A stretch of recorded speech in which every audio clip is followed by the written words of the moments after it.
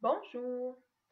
Maintenant que nos enfants sont capables de nommer les émotions qu'ils vivent, ils sont maintenant rendus à apprendre à bien les gérer.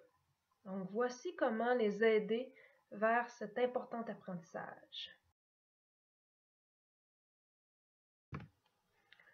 Tout d'abord, prenez un temps pour réfléchir à comment vous voulez que votre enfant réagisse quand il est en colère, puis quand il a de la peine. Ça va vous donner les lignes directrices pour ensuite le guider quand il vit ses émotions.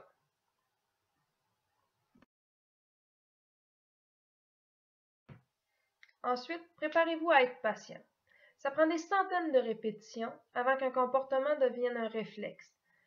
Donc, vous allez devoir répéter pendant des semaines, des mois et même des années avant que votre enfant soit capable de gérer ses émotions de façon autonome.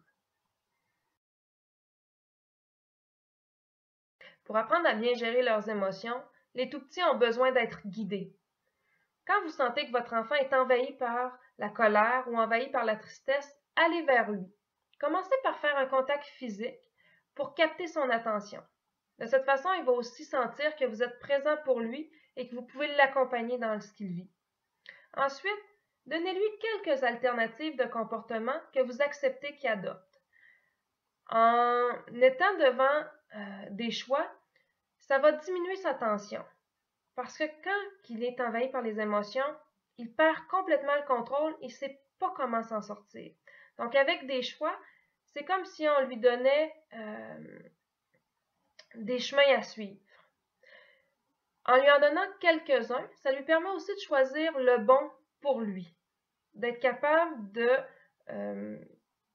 prendre ce qui lui convient.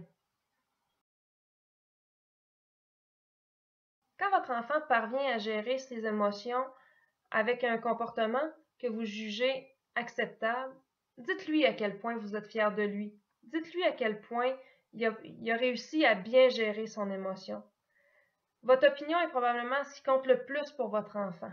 Il a besoin de savoir que vous êtes content puis que c'est ça que vous attendez de lui. Graduellement, il va adopter ce comportement-là de façon autonome pour parvenir à être capable de gérer ses émotions par lui-même.